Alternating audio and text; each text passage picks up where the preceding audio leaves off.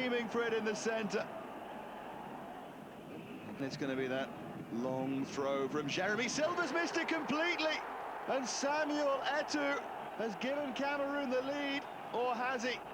There was a slightest push, wasn't there? But I don't think the keeper was getting it. It's not been given. Break's just gone there with Senegal. Jeremy with the corner. The header comes in, and Silva, who would have seen that late, does well not just to save it but to hold on. Song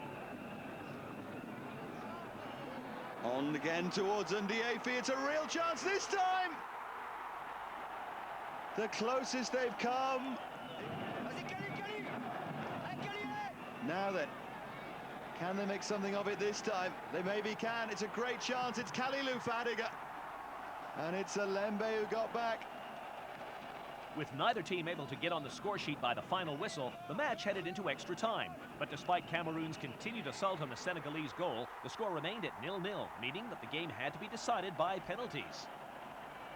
After 3 apiece in the shootout, both teams had missed one, and the temperature had begun to rise as we rejoined the action with the score tied at 2-2 and Cameroon's Jeremy on the spot.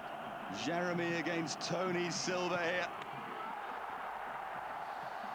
Now, for the first time, Cameroon have the advantage, 3-2. He's not lacking in confidence. Diouf against Aliou, but he's missed it. Cameroon are 1 penalty away from the Nations Cup here. Can Rigobert Song do it again for Cameroon? Song against Silva, and he saved it! He did go to the same part of the goal, and Silva's reacted. Aliou Cissé, he needs to score. If he misses... Too much, isn't it? And he's missed it, and Cameroon have won it. He never looked confident. The captain of Senegal has missed the penalty, and Cameroon have won the Nations Cup for the 4th time in their history.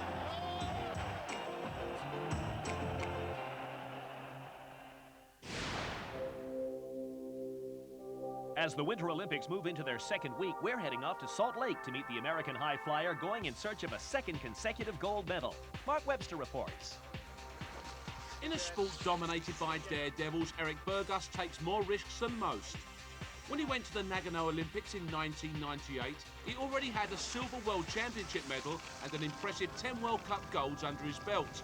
But it didn't stop him taking the sport to new heights. My first jump could have been the greatest moment of my life because it was the best jump of my life when I needed it most, and I hadn't jumped well that day or that week or anything. As soon as I landed, I knew I won, and it was just, oh man, I can't believe I did this. I can't believe 10 years for this moment, and I did it, and now I have this forever. That quad-twisting triple flip not only won him gold, but shattered the world points record for a single jump. However, despite rewriting the history books in Japan, success in Salt Lake would mean even more to the 32-year-old. It would be a lot bigger to win a gold medal here, mostly because I've already won one, and to repeat is harder than to win one in the first place. I don't really think much past doing my jumps. I think about what I need to do, take off, look at the ground, land. I don't think gold medal, podium, yeah, celebrate, let's have some champagne, hang with my parents. You can get kind of carried away and overconfident, and I need to be realistic and understand that I got to get the job done before I can think about that. Getting the so-called job done in freestyle aerials involves skiing downhill at 50 miles an hour, launching yourself off a 70-degree slope, then hurtling 60 feet through the air while performing a series of gravity-defying maneuvers. There is a lot of physics involved with the sport, and you can say, you know, you need to be straight and leave the jump at this angle and drop this arm here and there. But to do something like this, to ski into that wall that fast and to go that high in the air and to hit the ground that hard, you definitely need confidence. And my confidence just comes from the logic, just understanding that I've trained a lot and I'm prepared to do it. This technical understanding of the sport has earned Burgos the nickname the Mad Scientist. But he's equally renowned in skiing circles for his total commitment to the sport and the extraordinary amount of practice time he puts in, even when there isn't any snow around. In the summertime, we spend about 5 days a week at a water ramp facility like this one, skiing down a plastic surface that simulates snow. And we do flips and twists 50 feet above the water. The trampoline allows you to do a lot of jumps in a short amount of time with very little impact or energy. So we can do 20 or 30 jumps on the trampoline, just working on little things. We get very specific about where our arms should be and the physics of flipping and twisting. One of only 3 men to ever attempt a quadruple flip, Burgos is constantly pushing himself to the edge, both physically and mentally.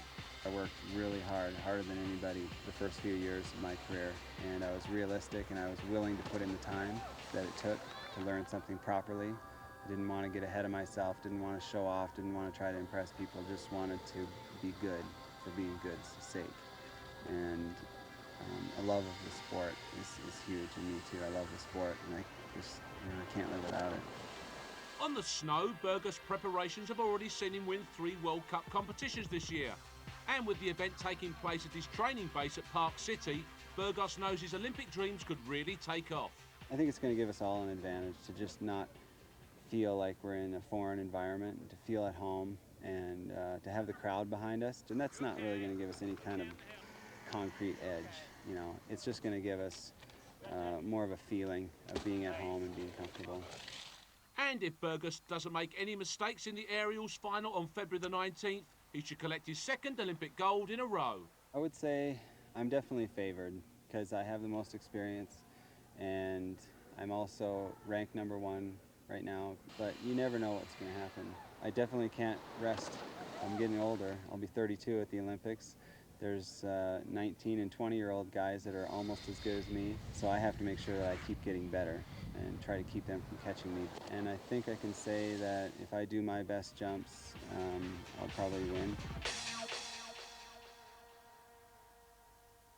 Coming up, can Argentina overcome Australia in the Davis Cup? And you'll be crowned King of the Hill at Winter X.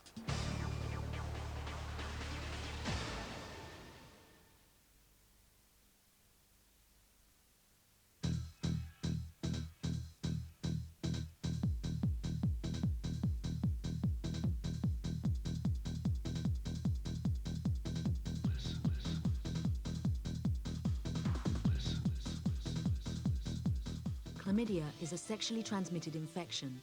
It already affects thousands of young people under 25, and it's spreading. Chlamydia would be easy to avoid if the symptoms look like this, but they don't. It often has no clear symptoms, so you can't always tell if you or your partner have it. Left untreated, chlamydia can cause long-term damage and could make you infertile. The best way to protect yourself is to use a condom. If you think you might be at risk or just need some advice, call our confidential helpline or visit this website. Unlike chlamydia, good advice is easy to spot.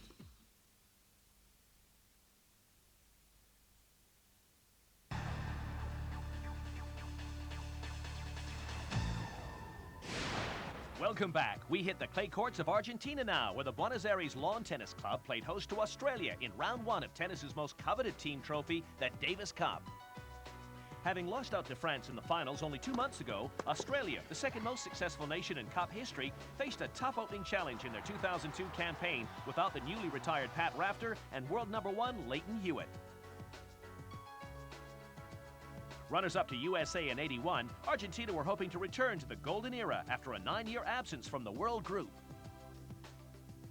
On paper, the first singles rubber looked as if it would be an uphill struggle for Australia's debutant Scott Draper as he took on Guillermo Canas, the Argentinian some 201 places above him in world rankings.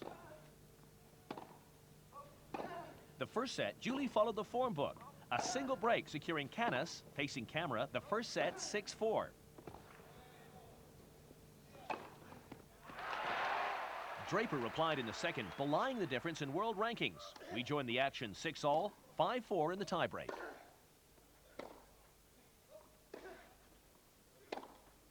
Oh yes, Cooney's dropped the ball a little short, and it's 2 set points for Australia. There it is. And having leveled to 1 set apiece, the rank underdog went one further and took the third to lead the match 2-1. But the experience of Canas began to show, coming back to level the match at 2-all. We rejoin the action in the final set, Canas having just reached match point, 5-1 up in the fifth.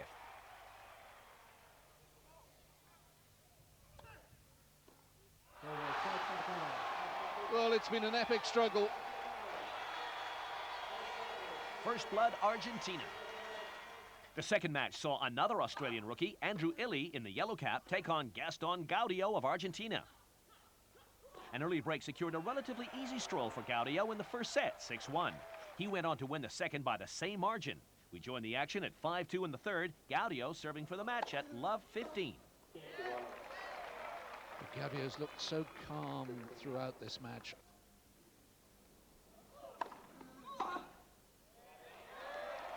The serve has constantly found the corners.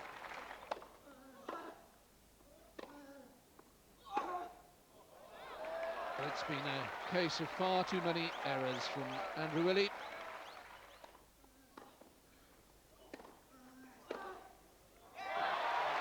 A comprehensive win for Gaston Gaudio. He simply outclassed Andrew Illy. 2-0 Argentina. Day 2, and a win for Argentina in the doubles match would secure the tie and render the last two matches dead rubbers. The highly favoured Australian pairing of Wayne Arthurs and Todd Woodbridge rose to the occasion in the first set, coming back from breakdown to clinch it 6-3. But a reverse score in the second set put Argentina back in the match. Guillermo Canas and Lucas Arnold running out 6-3 winners. They went on to take a 2-1 lead by taking the third 6-4. Inspired tennis in the fourth saw the Australians level the match at 2-all.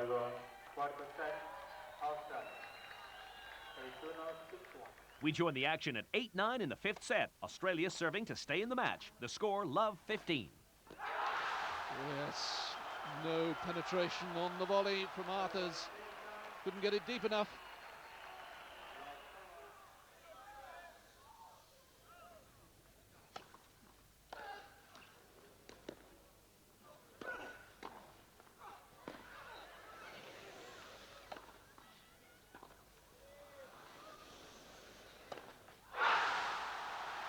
Oh, might have done better to let that towering lob bounce. Difficult to pick it up, particularly when the ball may very well have gone above the floodlights.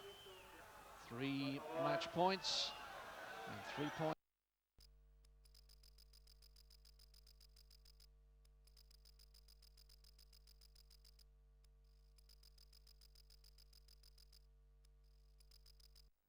To 1 lead by taking the third 6-4. Inspired tennis in the fourth saw the Australians level the match at 2-all.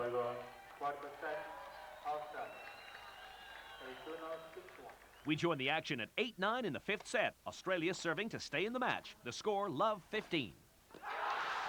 Yes, no penetration on the volley from Arthurs. Couldn't get it deep enough.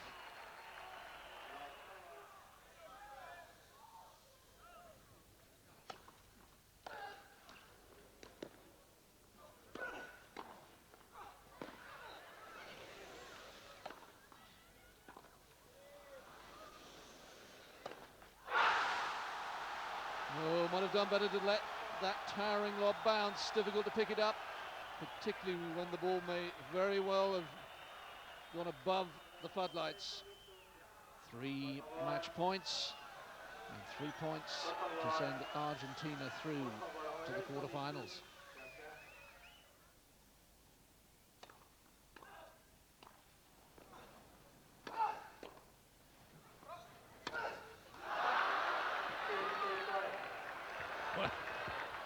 Kenny smiles. Todd Woodbridge will know that he framed the volley.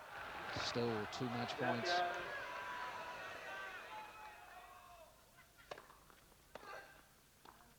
That's it. What a moment for Argentina. The Aussies were firm favourites to take the doubles. What a match. Gaston Gaudio leaps on his teammates. A marathon doubles, 10-8 in the fifth it goes. And Argentina are through to the quarterfinals. We are paying our second visit to Salt Lake City now as we skate off to Utah's Olympic Oval and take a look at an innovation that could have a dramatic impact on the speed skating competition. the 1998 Winter Olympics in Nagano, it was the newly designed clap skate that played a major part in 5 speed skating world records being broken. At this year's Games, though, one manufacturer believes another technological breakthrough could have the same impact. It goes by the name of the Nike Swift Skin. The Swift Skin is an evolution of the Swift suit, which was worn by Kathy Freeman in Sydney. And the main technology goal is to reduce drag and therefore maximize performance. The events are timed in hundreds of seconds. And in the event of a tie, which happens even with hundreds of seconds, they go to a photo. So we're talking about the smallest change making a very big difference. In racing, obviously, the fastest skin suit is going to be the most beneficial. I mean, you can take tenths off for having, you know, the right equipment, the right skates, the lightest skates, and the lightest skin suit. So equipment is really important. The journey of the Swift Skin from the drawing board to the ice has been a long and arduous one. Well before the 2000 Summer Olympics, future gold medalists Marion Jones, Kathy Freeman and Maurice Green were all involved in rigorous trials and testing. The time we spent, if you count what we did for Sydney, for the track and field project, which is where we really learned a lot of what we know about aerodynamics and started developing these theories that we've been using, it's been going on 5 years now. On speed skating specifically, I think we're in our 3rd year of research and development for these skin suits. Wind tunnel facilities in the US and Canada provided the setting for the most crucial stages of the Swift Skin's development, where scientific tests replicated similar ones carried out during the design of Formula One cars. The main research and technology in the Swift Skin is aerodynamic testing, the testing of textiles, and then the application of those textiles to different body parts. The benefit will be that hopefully they'll be skating faster.